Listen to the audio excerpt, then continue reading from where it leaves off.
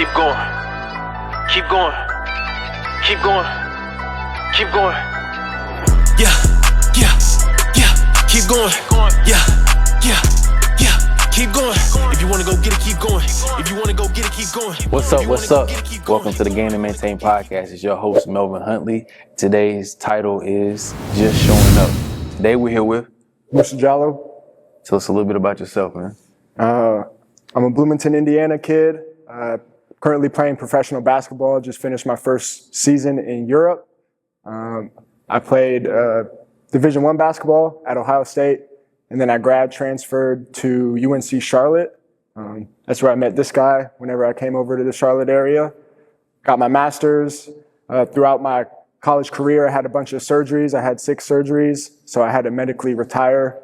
And then I started pursuing medicine. So I went back to Columbus, Ohio, worked at the hospital for almost 2 years, applied to medical school. And then, one day I was just, chilling in my room, and one of my buddies called me and said his pro team needed another guy. Then a week later, I ended up flying out to Malta and, started my professional career. Yeah, that's how we got here. All right.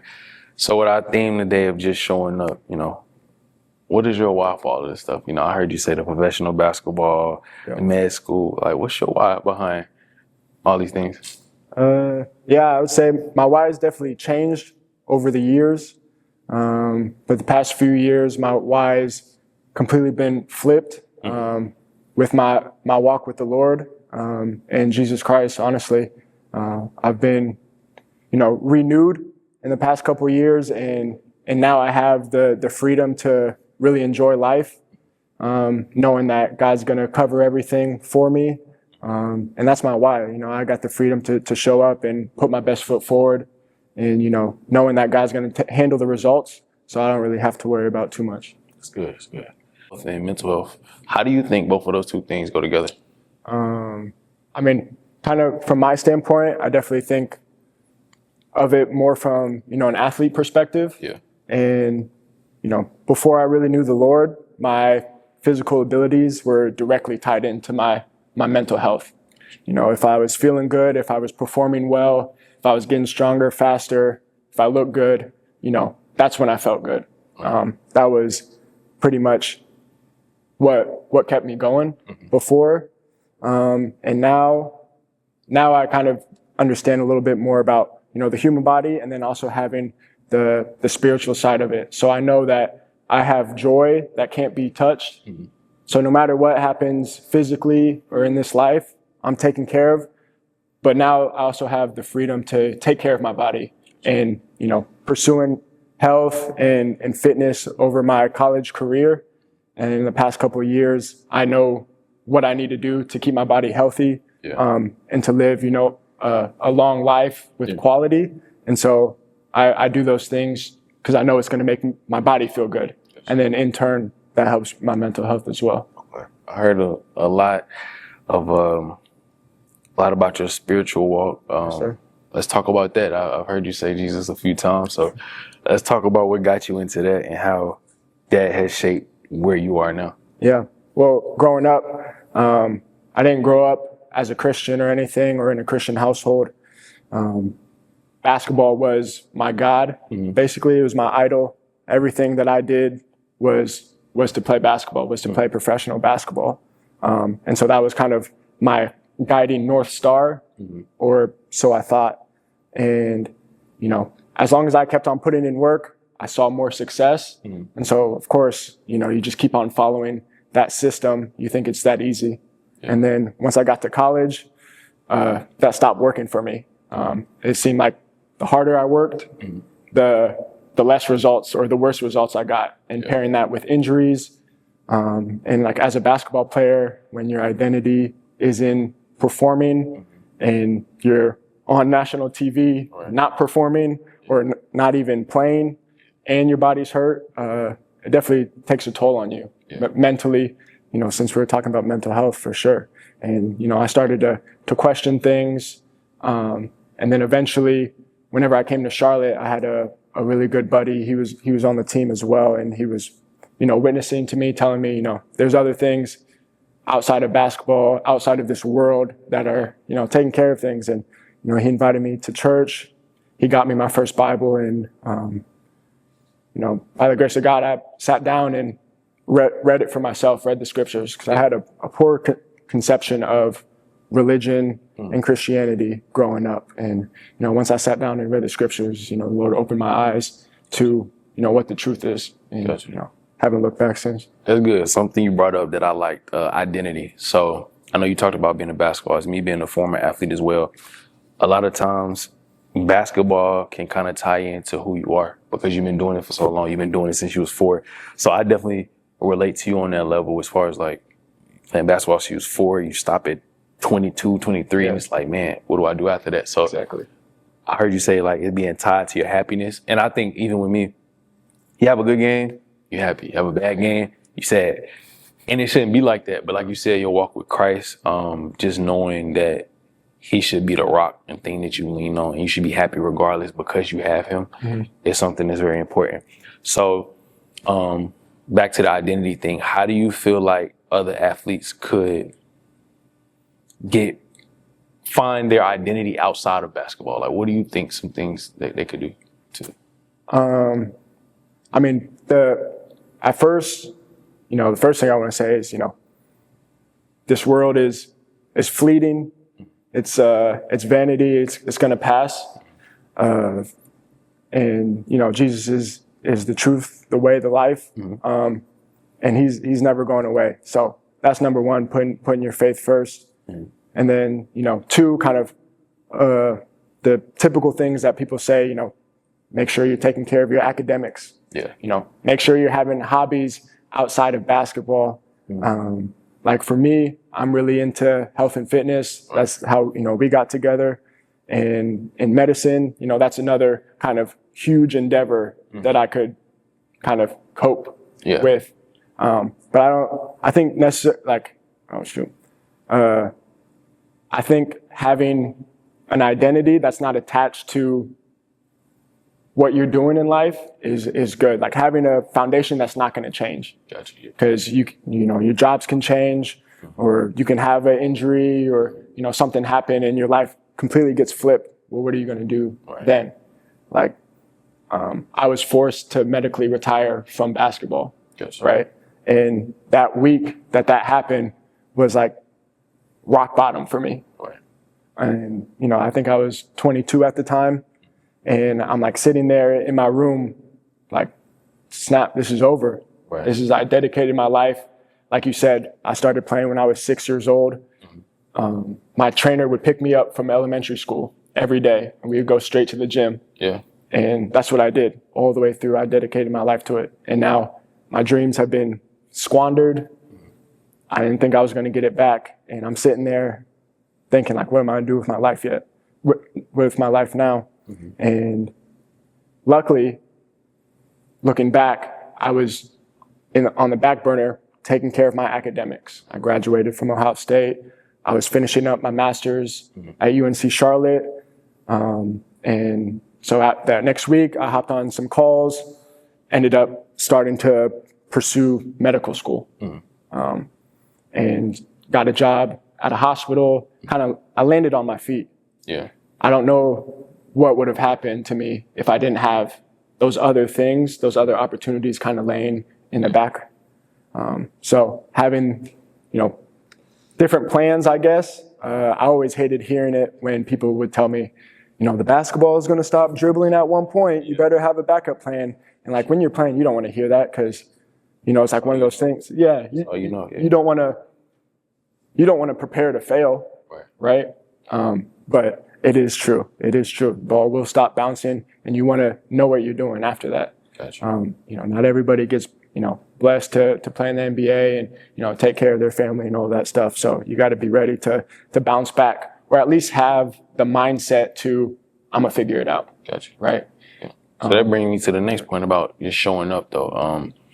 Talked about, like you said, medical school. We talked about basketball. How do you show up even when you have hard days, when you have those days where you don't want to show up? How do you show up? Right. I think in a way basketball was good for instilling that in me. Another example that I had in my life are currently my parents. So both of my parents own a small alterations business together. And I mean, I saw my dad and mom show up every single day. You know, they're the owners, they're the main workers there. They're the ones that, you know, keep the business going. And, you know, many people are coming in, bringing in their clothes, and, you know, they got to turn it around in a week or 2 weeks or whatever. And, you know, they've never missed.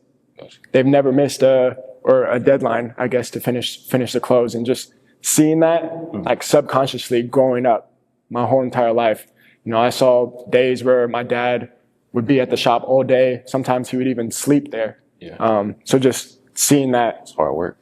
Crazy. A great example. You know, sometimes I look at myself, I'm like, am I that serious? Like, so he really set the bar for that. And, you know, I respect that. So being able to see those examples in my life, and then also basketball, you know, like you said, you know, you have a bad game, you still got to show up the next day. They're going to make you show up.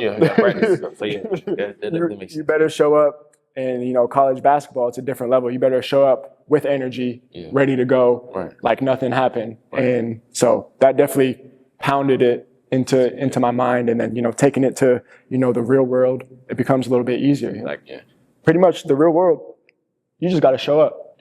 Every day. Every day. You don't got to show up and make 9 out of 10 threes and you know, come back from 20 points and save the day. You just got to show up and do your job. And so, you know, it's almost easier in a way. It's really that simple. Gotcha. Okay, cool. So, as you know, got to get this work in. Yes, sir. Got a good day today. We got some chest, we got some curls. So let's go ahead and get that in, man. All right, so it's time to work out, bro. Let's get straight to it. We got dumbbell incline chest press. 3 sets, 8 reps, 8 to 10. Might pull out the hundreds at the end. That 8's calling my name. Come on, give me 10. Give me 10. There you go. Boy, shaking like a stripper. Come on. I'm solid. Come on. What's that? 5, 4, 5? I'm sorry, I wasn't even counting. I'm sorry. It's a bad spotter. Just give me 2 more. There you go. All right. Let's get it. It's not too bad. Talk about basketball a little bit, though. Let's, I know you was over in Malta, though. Like, what's the word? How was that? It was a great experience. I didn't... Oh, my bad. MVP in Malta. Let's go. MVP. Put some respect on it. I didn't really have much expectation going over, so... but it was good.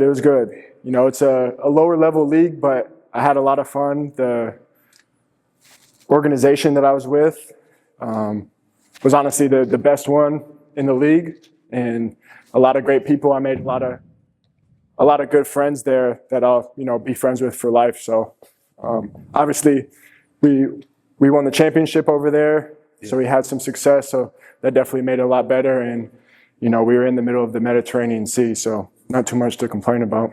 So what's up, bro? Yeah. Let's get this second round in. Come on. Sure. I don't need no help. Come on, man. And I'm just showing up, bro. I'm just showing up. Service. Okay, that second, this one looking easy. We might have to put 100 shot for real. That's fine. There you go.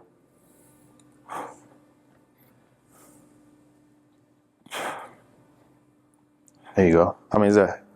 8. I'm still not counting. 9, 10. 9. Good job. 10. What about Ohio State? No, What about it? how was that?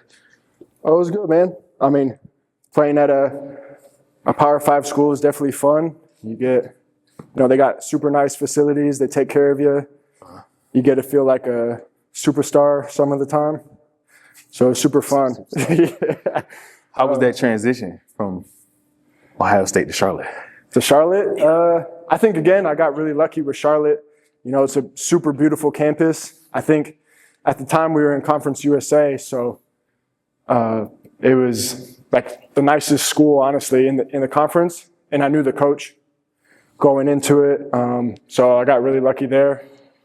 And I enjoyed it. Made some lifelong friends like you and some other people. So, it was great.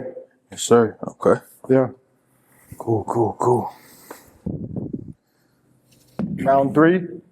Huh? Round three? Yeah. What about you, man? What have you been into lately? What have you been on? Fitness,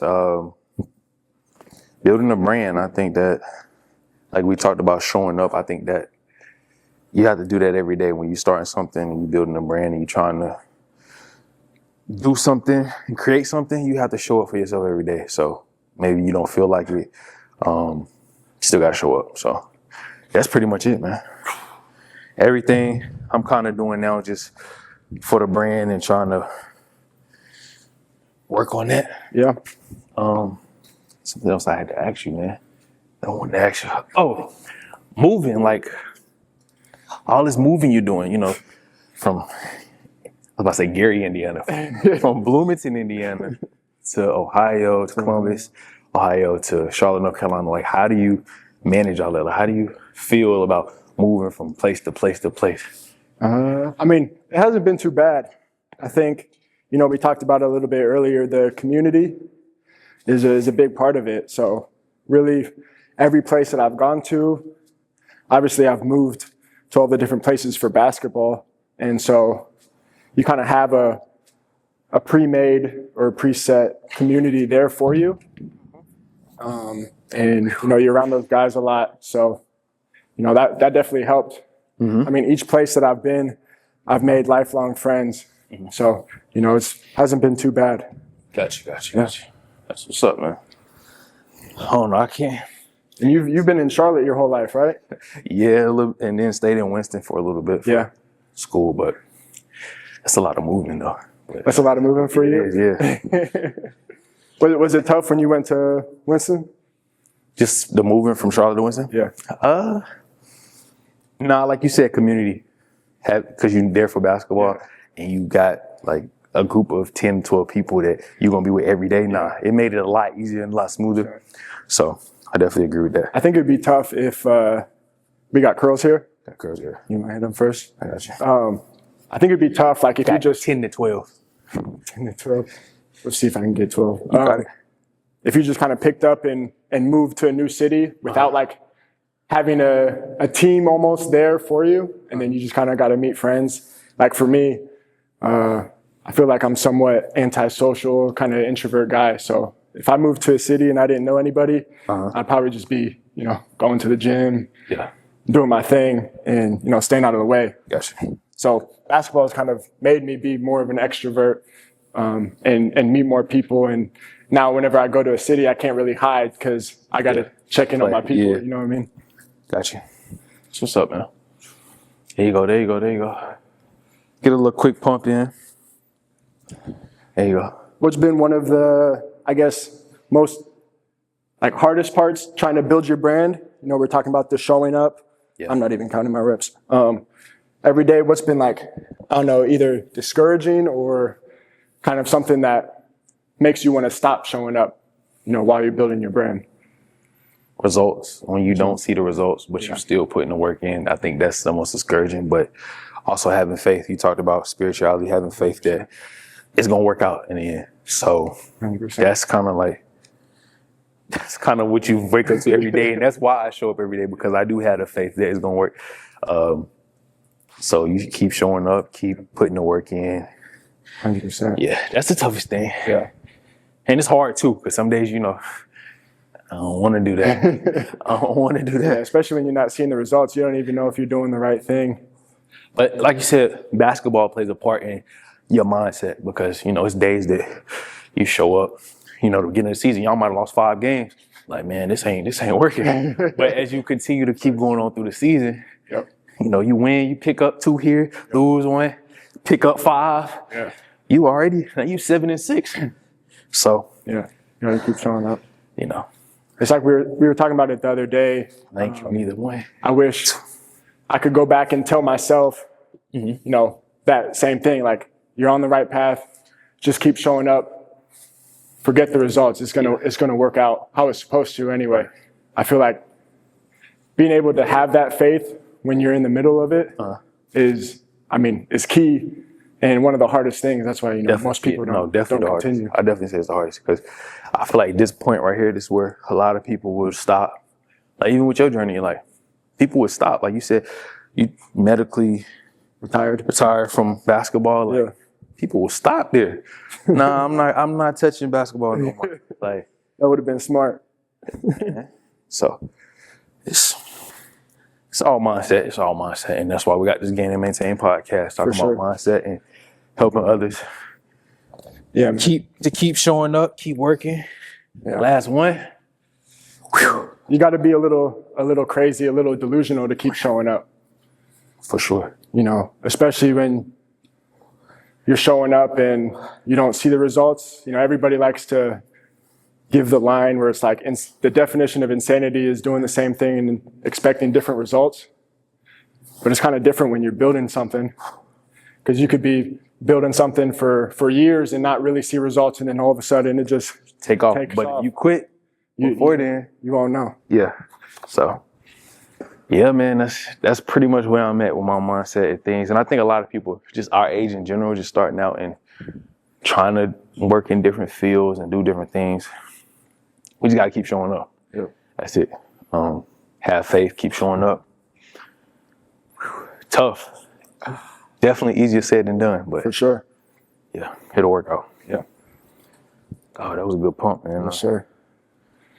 3 sets. We can go do a photo shoot now. Now we're gonna pull them hundreds out. No, I'm good on that one. No? You talking about money? No. 150. So we hit chest, we hit the curls. I need something up top. I'm trying to look like you up top. What we got? Something for the shoulders. Like dope fly? Yeah, we can do flies. But let's do it. How many? Some chest flies, or you want some shoulders? Shoulders. Okay. Shoulders. Let's get 10. 10? Yeah, okay. 3 sets. I think I can do 10 with that. Yeah. That's not bad. That's not bad. 4, 5, 6, 7, 8, 9. I guess you did. I don't know. 10. You still been working out? Yeah. That one.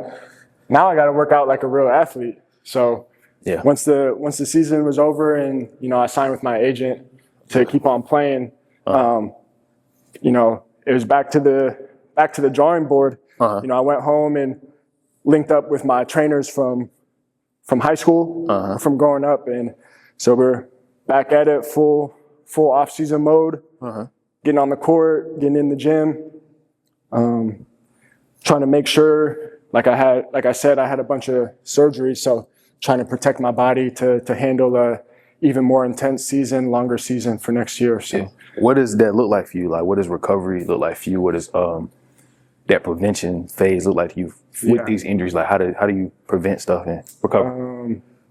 Well, a lot of the stuff is like I focus on my nutrition.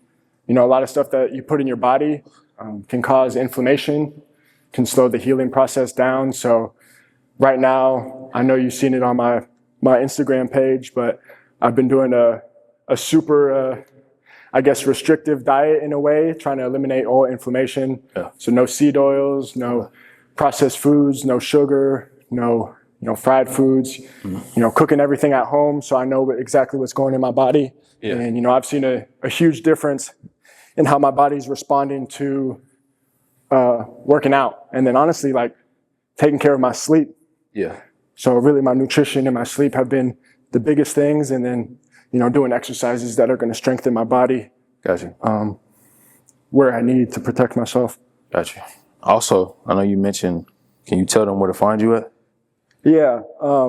I got a little health and fitness page trying to compete with my man. It's called Moose Lifestyle, just spelled how it sounds.